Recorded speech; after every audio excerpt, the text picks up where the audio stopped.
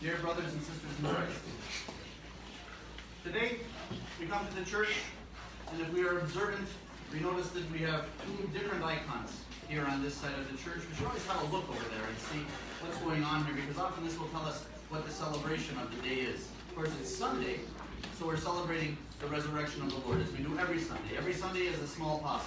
But today we have a different icon of the Mother of God. That's because today we are celebrating the meeting of the Vladimir icon of the Mother of God. The very famous monastery in Moscow, which is named in Russian Sretinsky, or like meeting. Many people think that their feast day would be, well, on the meeting of the Lord, right? No, it's today. Today is their feast day. And just to the left of it there, we have the icon of Saint Adrian and Natalia. Saints Adrian and Natalia. The first service actually in the Manaean today is the icon. But because we have a large number of Natalias, we've always celebrated that particular service on this day, which is a simpler one, with only one reading from the epistle and one reading from the gospel. Saint Adrian and Natalia are known as sort of the original patron saints of marriage. Right? They were married saints, martyrs. They had a great misunderstanding between them. In the end, it all worked out for God's glory. Next weekend, next Sunday, we will celebrate the feast of Saints Peter and Fevronia, who are more contemporary than the early martyrs, who are also known as the patron saints of marriage. This particular alignment only happens once every 6 or 7 years, depending on how leap year falls. And so I don't think it's something that we should ignore, and so we won't. We'll bring that into the discussion of today's gospel, which is a very important one for us, and one that's easy to remember. But it's almost so easy to remember that we forget what the content is. We remember the camel going through the eye of a needle, right? Even if you weren't here for the gospel, you already know that gospel. What I said right there, you've got it. You remember the camel and the needle. But what else was going on there? Right? The camel and the needle, that's good. It's great. But that's not the message. What's the message? So a young man comes to the Lord and he wants to follow him. And he says, what do I need to do? And they have this conversation, honor your parents, don't commit murder, and so on and so forth. All good. But then when that's done, he says, and what do I lack? Like, what else? Because Christ gave him the sort of standard, we may say, answer. He's God, he gets to do that, that's his choice. But he says, what more? And he says to him, sell everything that you have, give it to the poor, and follow me. And the young man was very wealthy. He was very well off. And so for him, it was an essentially impossible thing. And Christ said to the disciples, how hardly does a rich man enter the kingdom of heaven? It's essentially impossible. It's like a camel going through the eye of a needle. That's how easy it is for a rich man to enter into the kingdom of heaven. And we, listening to this, don't pay any attention to that because we're not rich. Right? We don't think of ourselves as rich. But we are rich. We are incredibly rich. We live in the richest society that's ever existed on the face of the earth. Right? We are the richest people who have ever tread this soil. By far. There's no comparison whatsoever. We are by far the wealthiest society that has ever existed. And so, we need to listen to this gospel, not say, oh, that's for the rich people. No, that's for us. Christ may as well have said it directly to us. Because even a person who is not well off by American standards is still rich by the standards of the rest of the world. Right? And by historical standards. And so we are very rich. What's interesting about today's gospel and how it might relate to marriage, from my point of view, is the Lord shows us that he didn't come to have us be those who conform to society's norms and society's morals. Right? The Son of God took on human flesh. The creator of the universe became part of the creation. Not to say, just align with whatever society thinks. Just hang out with society, do what they do, nothing else is important, I'll go back to heaven. That's not the content of the gospel. Right? It's not even close.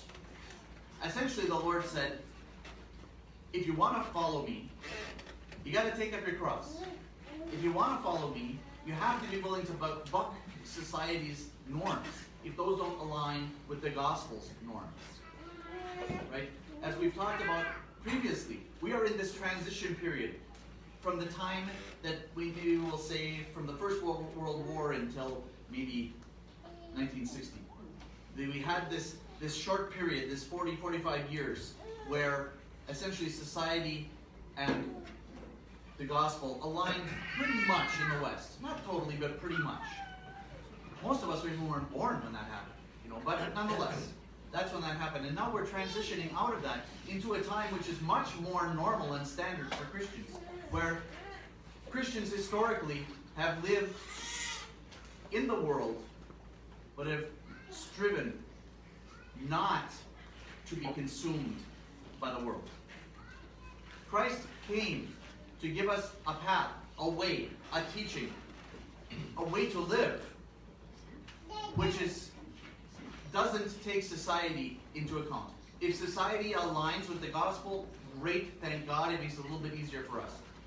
If society does not, if the mores and morals of society do not align with the gospel, which is the historical, usual situation, very rarely has society aligned with the gospel, well, then we have to live understanding that the gospel is the higher path, and we have to be careful not to be pulled to the lower way of society. Right? Our society values, well, a lot of things, but probably wealth would be number one. If everybody was honest about it, we're like the greatest materialists, right?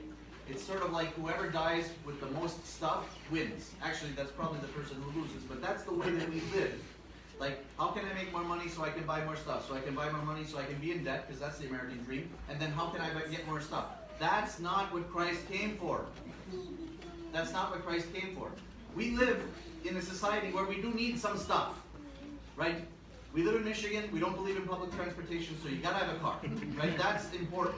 You need to have a house or an apartment, somewhere to live, right? You have to have clothes. You need to be able to clothe your children. You need to be able to feed people, feed your children. We need some stuff. That we're not saying that we are immaterialists, that we can, live by the air that we breathe only. No.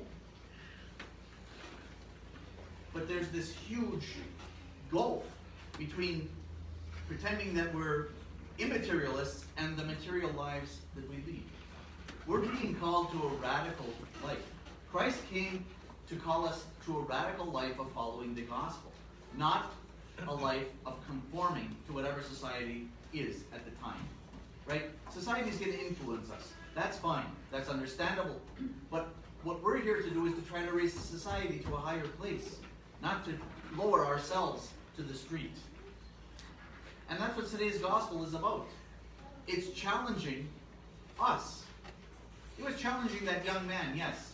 But remember, everything that the Lord said and did had a temporal meaning for that time and those people, and an eternal meaning for all of us. And these words should be spoken exactly to us. Everyone should have this on their refrigerator, this gospel. So that we think about how hard is it for a camel to pass through the eye of a needle. That's how hard it is for a rich man, and you should read me, to enter into the kingdom of heaven. We have to have a more radical approach to our materialist life. And understand that what we've been given is a gift from God. He asks for a little bit of it back so that His church can work and run and provide salvation for people. And the rest, we'll answer for. How did we use it? Did we follow Matthew 25 or did we ignore that? And if you haven't read it and you don't know what I'm talking about, read it. I'm not going to go through it today in great detail. But essentially, are we following what the Lord said to us? And these saints that we have, Adrian and Natalia today, Peter and Fevronia next Sunday, these saints that are patron saints of marriage. Marriage is now a radical expression of our faith. The majority of children born in this country are born outside of marriage now. Right? That's probably been for about the last 10 years or so. Marriage is the exception and not the rule. But for us, brothers and sisters, marriage is an ascetic feat. It's an ascetic feat. It's a struggle. We think in Orthodox Christianity, here are the monks and the nuns, and they struggle. Here are the married people, and we're just on the couch and everything is going right to heaven. No. No. There is one kind of ascetic struggle, which is the monastic life. There is another, which is the married life. Right? For some people, they need to be in the monastic life. For other people, they prefer to struggle more, and they choose the married life. Right? Because it's different. It's a family in the monastic life. It's also a family in the married life. Right? One is better than the other. Both are expressions of struggle. What's not struggle is to kind of live like a married person but not be married.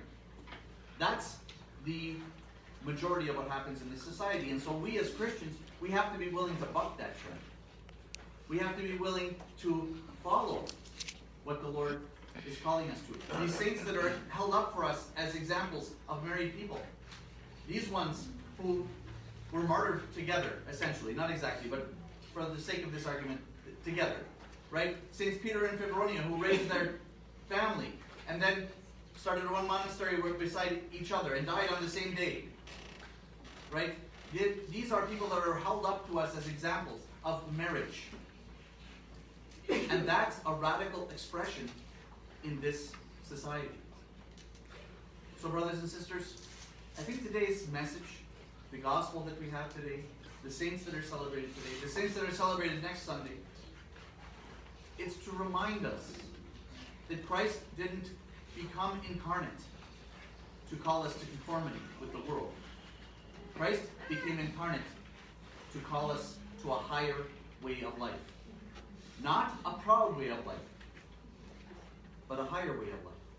To not use the world's mores and morals as ours, but if they don't align, to choose the higher path of the gospel and to follow Christ. That's the way that it's usually been for Christians in the history of Christianity in the last 2,000 years. That's the normal situation. We need to embrace that paradigm and begin to follow the gospel first. And for those who don't follow the gospel, to pray for them and ask the Lord to help them and to guide them, to find Him and to find salvation. Not to be dismissive and, oh, those are bad people. No, those are people who don't know Christ. And why don't they know Christ? Oh, let me look in the mirror, because Christ is not shining forth from me. That's how we need to look at that. Today, brothers and sisters, the good news of the gospel is that we need to adjust our paradigm. We need to understand who we are as Christians and how we are to live. And for those who do not, that we shall pray for them, that the Lord will also help them to find this path. This is the life that we are being called to in these times. Let us embrace that paradigm and completely forget the past paradigm that society and the gospel align. They don't. And if we can understand that, then we can more easily save our souls. And as St. Seraphim said, when you save yourself, 1,000 people around you will be saved. Let's work on our 1,000, folks, by working on ourselves. And if we can do that, we can have great hope that we will find the path to salvation. May the Lord grant it to all of us. Amen.